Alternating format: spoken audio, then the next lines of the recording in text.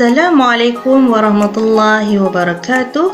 أهلا وسهلا ومرحبا بكم في هذه المحاضرة.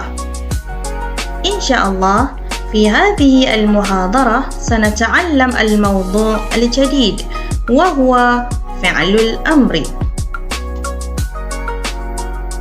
فعل الأمر merupakan salah satu jenis al-af'al iaitu kata kerja bahasa Arab. Selain fi'lul amri, terdapat dua lagi jenis kata kerja bahasa Arab iaitu fi'lun madin dan fi'lun mudhari'. Fi'lun madin adalah kata kerja berbentuk masa lampau. Di dalam bahasa Inggeris, kata kerja ini disebut sebagai past verb. Fi'lun mudhari' pula adalah kata kerja berbentuk masa kini dan masa akan datang. Di dalam bahasa Inggeris, ianya disebut sebagai present verb dan future verb.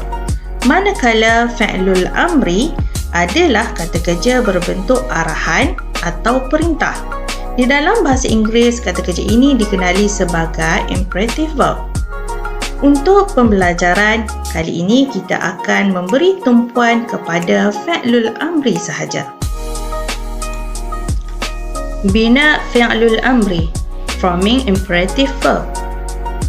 Secara umumnya, fi'lul amri dibentuk melalui perkataan fi'lun mudhari'. Perkataan fi'lun mudhari' perlu dilakukan dua perubahan sebelum ianya membentuk fi'lul amri. Apakah dua perubahan tersebut? Perubahan yang pertama adalah mengubah baris huruf terakhir perkataan fi'lun mudhari' kepada baris mati. Perubahan yang kedua adalah membuang huruf mudhara'ah yang berada di awal perkataan fi'lun mudhari' dan digantikan dengan huruf alif. Baris bagi huruf alif ini pula bergantung kepada baris huruf yang kedua di dalam perkataan fi'lun mudhari'. Di dalam contoh perkataan fi'lun mudhari' ini, didapati baris huruf kedua adalah baris hadapan. Maka, baris huruf alif perlu diletakkan baris hadapan juga. Dengan selesainya perubahan tersebut, terbentuklah fi'lul amri iaitu uktub yang membawa maksud tulislah. Bagi memberi gambaran yang jelas berkenaan pembentukan fi'lul amri ini, kita akan melihat amthilah ukhra iaitu contoh-contoh yang lain. Contoh yang pertama, kaedah pembentukan fi'lul amri daripada perkataan fi'lun mudhari' yaqra'u. Langkah pertama yang perlu dilakukan adalah mengubah baris huruf terakhir perkataan fi'lun mudhari' kepada baris mati. Kemudian langkah yang kedua, huruf mudhara'ah yang berada di awal perkataan fi'lun mudhari' perlu dibuang dan digantikan dengan huruf alif. Baris huruf alif ini pula diletakkan baris bawah kerana baris huruf kedua di dalam perkataan fi'lul mudhari' berbaris di atas. Selesainya langkah tersebut, maka terbentuklah fi'lul amri dengan sebutan iqra' yang membawa maksud bacalah.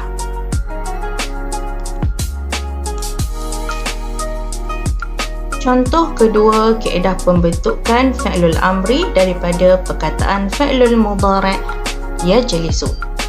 Langkah pertama yang perlu dilakukan adalah mengubah baris huruf terakhir perkataan fi'lul mudhari' kepada baris mati. Kemudian langkah yang kedua, huruf mudhara'ah yang berada di awal perkataan fi'lun mudhari' perlu dibuang dan digantikan dengan huruf alif. Baris huruf alif ini pula diletakkan baris bawah kerana baris huruf kedua di dalam perkataan fi'lul mudhari' berbaris di bawah. Selesainya langkah tersebut, maka terbentuklah fi'lul amri dengan sebutan ijlis yang membawa maksud duduklah. Seterusnya, contoh yang ketiga, kaedah pembentukan fi'lul amri daripada perkataan fi'lul mudhari' yakhruju. Langkah pertama yang perlu dilakukan adalah mengubah baris huruf terakhir perkataan fi'lul mudhari' kepada baris mati. Kemudian langkah kedua, Huruf mudhara'ah yang berada di awal perkataan fi'lul mudhari' perlu dibuang dan digantikan dengan huruf alif. Baris huruf alif ini pula diletakkan baris hadapan kerana baris huruf kedua di dalam perkataan fi'lul mudhari' berbaris hadapan. Selesainya langkah tersebut, maka terbentuklah fi'lul amri dengan sebutan ukhruj yang membawa maksud keluarlah. Fungsi ad-dhamair ataupun kata ganti diri nama sangat penting dalam pembentukan fi'lul amri. Daripada 14 dhamair bahasa Arab, fi'lul amri hanya boleh menggunakan 6 dhamair sahaja dan kesemuanya adalah golongan dhamair mukhatabah, iaitu kata ganti nama yang kedua. Berikut adalah senarai 6 dhamair mukhatabah, iaitu anta, antuma, antum, anti, antuma dan antunna. Perkataan uktub adalah salah satu contoh fi'lul amri yang telah dibincangkan sebelum ini. Maksud perkataan uktub adalah tulislah dan arahan ini ditujukan khusus untuk dhamir anta. Sekiranya kita ingin mengubah arahan fi'lul amri tersebut kepada dhamair yang lain, kita perlu membuat perubahan yang telah ditetapkan di akhir perkataan fi'lul amri. Sebagai contoh, antuma. Huruf terakhir bagi fi'lul amri perlu diletakkan baris atas dan ditambah dengan alif berbaris mati. Antuma uktuba. Antum. Huruf terakhir fi'lul amri perlu diletakkan baris hadapan dan ditambah dengan waw dan alif berbaris mati. Antum uktubu. Anti. Huruf terakhir fi'lul amri perlu diletakkan baris bawah dan ditambahkan dengan ia berbaris mati. Anti uktubi. Antuma perempuan sama seperti antuma lelaki yang mana huruf terakhir bagi fi'lul amri diletakkan baris atas dan ditambahkan dengan alif berbaris mati.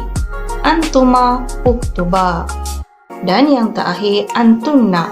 Huruf terakhir bagi fi'lul amri diletakkan baris mati dan ditambahkan dengan nun berbaris atas.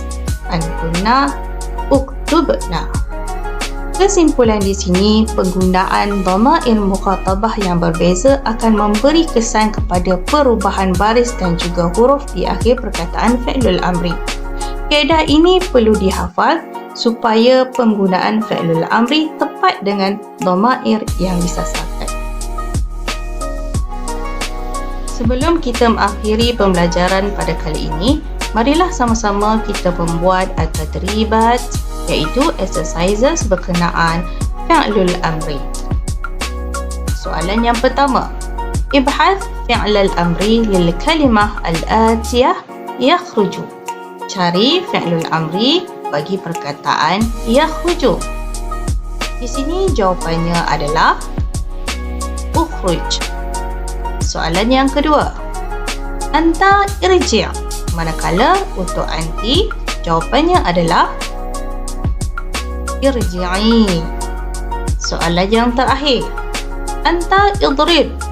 Manakala untuk antum, jawapannya adalah idribu. Syukran jazilan.